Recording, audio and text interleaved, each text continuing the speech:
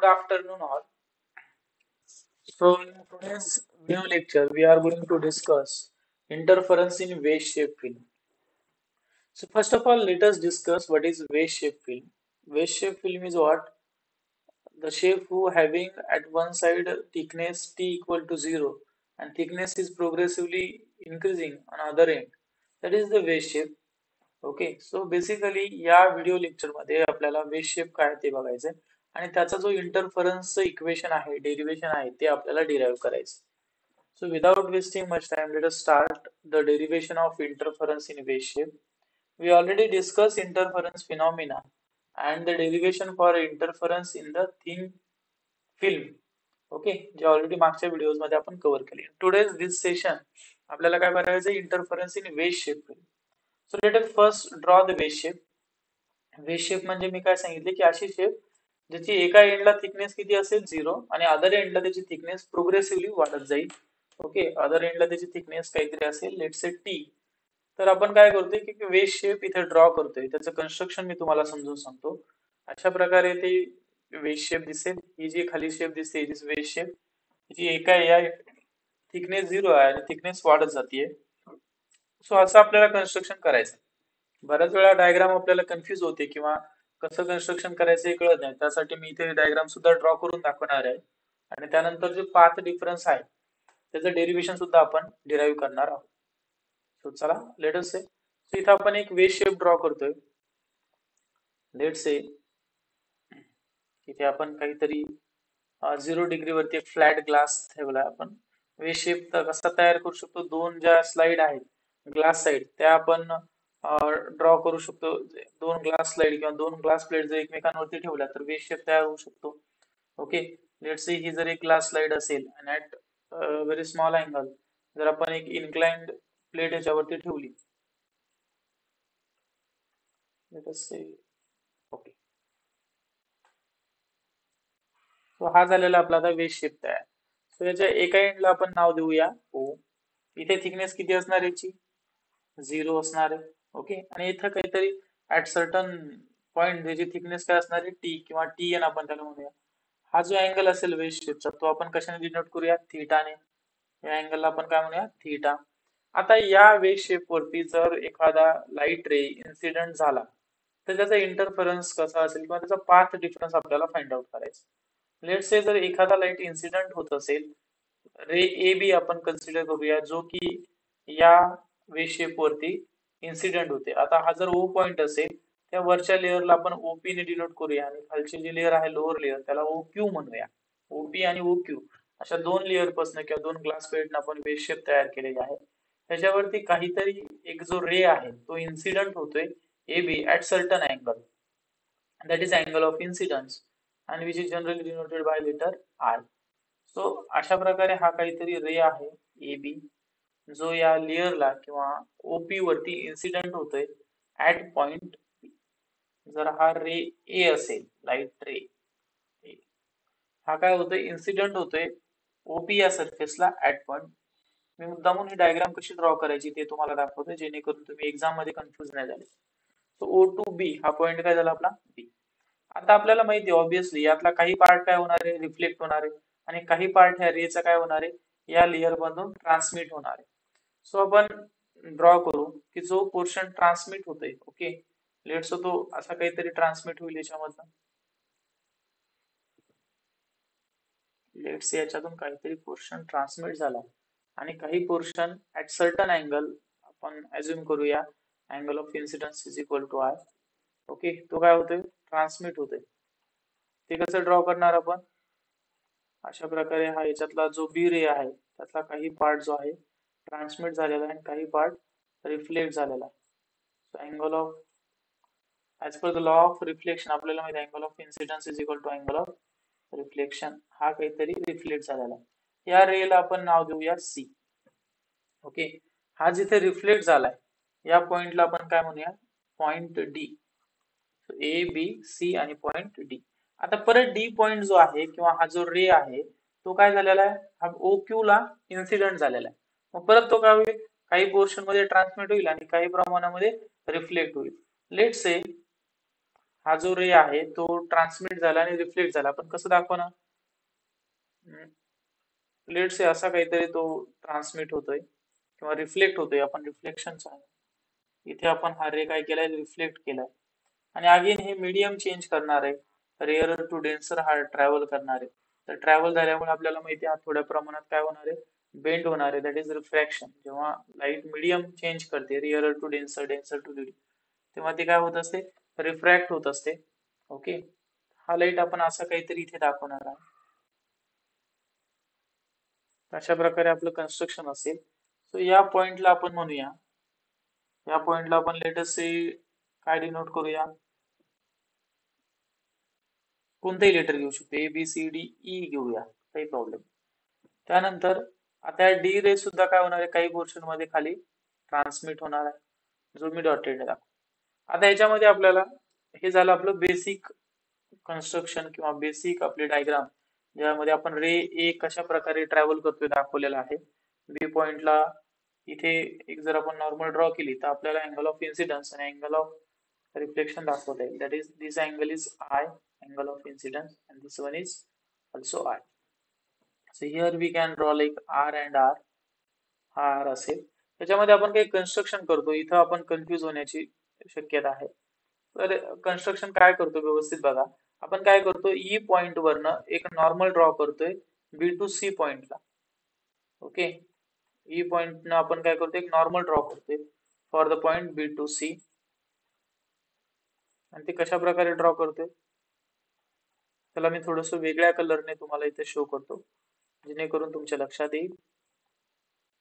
एक नॉर्मल आपण इथे ड्रॉ केलेली आहे, आपण कन्स्ट्रक्शन करतोय. आणि आणखीन एक नॉर्मल आपण ड्रॉ करतोय ई पॉइंट वरनं 90 डिग्री मध्ये, ई पॉइंट वरनं 90 डिग्री. आय नो डायग्रामला थोडा वेळ लागतोय, बट हे कन्स्ट्रक्शन समजणं गरजेचं आहे. जर डायग्राम तुम्हाला येत असेल तर तुम्ही हा थोडस स्किप करू शकता पोर्शन, डायरेक्ट डेरिवेशन वरती. सो ई पॉइंट वरनं काय केलं, आपण एक नॉर्मल ड्रॉ केली. हे बघा, अशा प्रकारे एक नॉर्मल सुद्धा ड्रॉ केलेली. सो नॉर्मल म्हणजे किती असणार आहे, 90 डिग्री, हे सुद्धा 90 डिग्री. या पॉइंटला आपण आय म्हणूया, या पॉइंटला काय म्हणूया आपण आय, या पॉइंटला आपण जी म्हणूया, बी to G. Now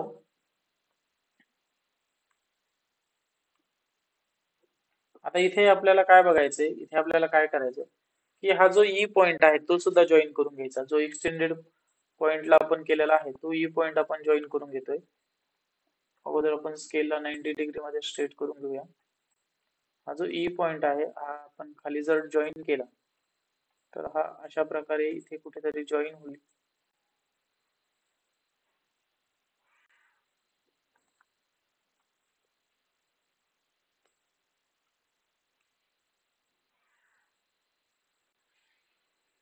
E point आपण जॉईन केला, ह्याला आपण इथे आपण याला काय नाव देऊ शकतो, जे नाव देऊया आपण याला, आणि याला आपण एच नाव देऊया. ओके, आता इथे तुम्हाला लक्षात काय ठेवायचं, हा अँगल जो असणार तो किती असणार आहे, I. This is also I, this one is also I, that is angle of incidence. हा 90 डिग्री मध्ये असेल. ओके, आणखीन महत्व, this is theta, this one is R. हा जो फॉर्म होणार आहे अँगल तो किती असणार आहे, थीटा प्लस आर. हा अँगल सुद्धा सेम असणार आहे, थीटा प्लस आर. तर बेसिकली एवढं तुम्हाला लक्षात ठेवायचं आहे या डायग्राम वरनं. आणि हे लक्षात ठेवल्यानंतर पुढचं सोपं आहे. आता आपल्याला काय करायचं, basically path difference find out करायचं. So how to find out the path difference? Now the path difference is generally denoted by a letter delta A. Delta A ने आपण path difference दाखवतो. Path difference.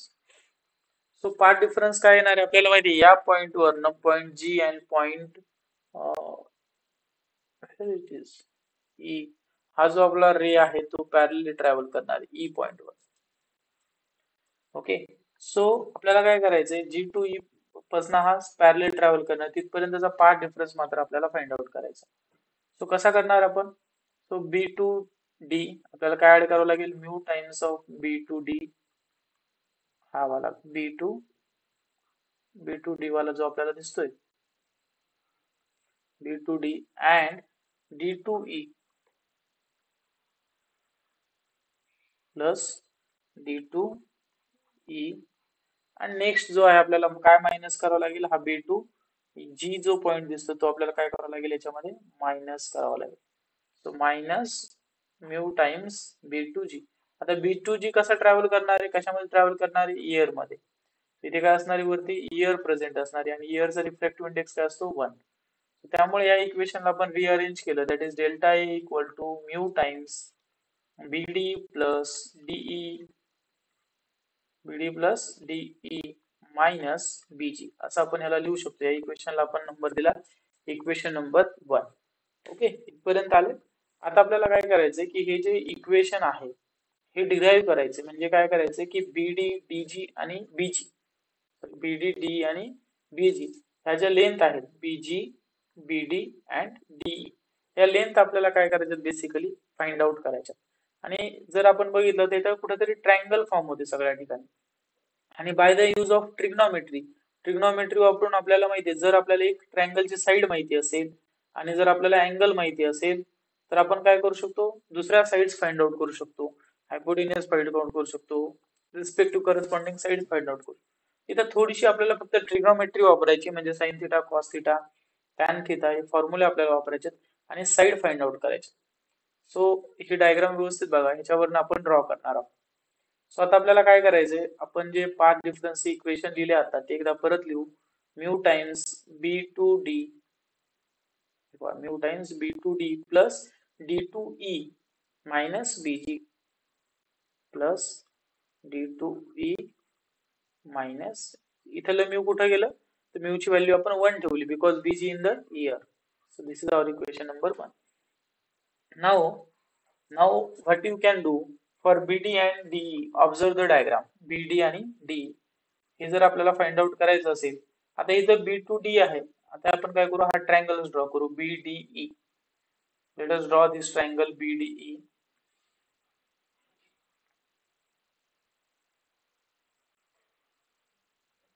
जर BDE आपण जर draw केला तर तो अशा प्रकारे ड्रॉ होईल. इथे आपला असेल B इथे असेल आपला D आणि इथे असेल आपला E. E वरनं आपण एक परपेंडिक्युलर बायसेक्टर टाकलेला आहे ज्याचं नाव आपण काय दिलेलं आहे I ना येस I. याचं नाव आपण काय दिलेलं आहे I. आता आपल्याला माहिती आहे परपेंडिक्युलर बायसेक्टर टाकला तर तो काय करतो BD ला इक्वल पार्ट मध्ये डिवाइड करतो म्हणजे BD ला तुम्ही काय लिहू शकता BD ला तुम्ही लिहू शकता BI प्लस ID. BD लाच तुम्ही काय लिहू शकता BI प्लस ID. आलं लक्षात तुमच्या. ओके तर हे व्हॅल्यू आपण इथे ठेवूया या इक्वेशन मध्ये ठेवूया की path difference is equal to mu times BD ला काय लिहिणार तुम्ही BI plus ID plus D जशाला तसं मायनस BG परत जशाला तसं. So ID plus D. आता D ला काही लिहू शकतो का आपण चेक करणार D कुठे आहे हे इथे आहे. So D is equal to काय आहे आपलं DH. D is equal to काय आहे DH. का बरं आले ते कारण कॉन्करंट ट्रायंगल्स आहेत दोन्ही. आपण बघितलं की कोणता ट्रायंगल इथेच बघा डायग्राम मध्ये triangle DJE and triangle DJH हे जर दोन ट्रायंगल तुम्ही स्टडी केले ओके त्याच्यामध्ये D इक्वल टू काय असतं DH because this two triangles are concurrent because we have the same angle. हा अँगल जर बघितला थिटा प्लस R आहे आणि हा सुद्धा काय theta plus R. So by using this relation आपण D च्या जागेवर काय ठेवू शकतो DH. So just put DH in place of D mu BI plus ID plus D च्या जागी काय ठेवू शकतो आपण DH minus BG. Yes. So आपण काय केलं होतं की हा जो रे आहे D त्यालाच पुढे एक्सटेंड केलं होतं. डायग्रामला बघा कन्स्ट्रक्शन मी परत करतोय आणि हा जो आपल्या इकडे D आहे आणि या E वरनच आपण एक लाईन काय केली होती ते ड्रॉ केली होती आणि इथे एक आपण लाईन टाकली त्याला आपण I म्हटलं होतो. This is our H point this is our D point. Okay now मला सांगा ID प्लस DH ID हा I पॉइंट आहे तुमचा हा D पॉइंट आहे आणि हा तुमचा H point. So ID plus D H ला तुम्ही आय एच असं लिहू शकता का? Yes, we can write. So लिहून घ्या, mu equal to B I plus I H minus B G. असं लिहिण्याच्या मागे कारण काय, असं आपण का लिहितोय? याला म्यू ला आपण मल्टिप्लाय करूया, कारण आपल्याला माहिती आहे की इन फ्युचर आपण जे काही आता सॉल्व्ह करतोय पुढे त्याच्यामध्ये त्याच्यामध्ये आपल्याला काय रिलेशन मिळणार आहे, किंवा आपण एक बॅकएंडला माहिती डोक्यामध्ये ठेवायचं की mu B I equal to B G येत असतं. ओके, हे बॅकएंडला आपण लक्षात ठेवायचं, म्हणजे म्यू बी आय आणि बी जी आपलं काय झालं पाहिजे, कॅन्सल. त्याला हवं तर आपण इक्वेशन नंबर 2 देऊया. आता आपण फोकस कशावर करायचं की mu B I is equal to काय आलं पाहिजे, बी जी आलं पाहिजे. सो त्यासाठी आपण काय करणार की बी आय आणि बी जी कोणत्या ट्रायंगल मध्ये आहे बघूया. सो बी आय तुम्हाला इथं दिसतं आणि बी जी जो असणार आहे हा रे असणार इथं. ओके, हे झालं तुमचं टोटल कन्स्ट्रक्शन. सो आपल्याला म्यू आय इक्वल टू बी आलं पाहिजे, त्यासाठी आपण काय करणार की हा ट्रायंगल जो आहे तो कन्सिडर करणार theta plus R, this is I. Okay, so BG कशामध्ये मिळते आपल्याला, ट्रायंगल कोणता, ट्रायंगल बी ई जी या ट्रायंगल मध्ये बीजी मिळणार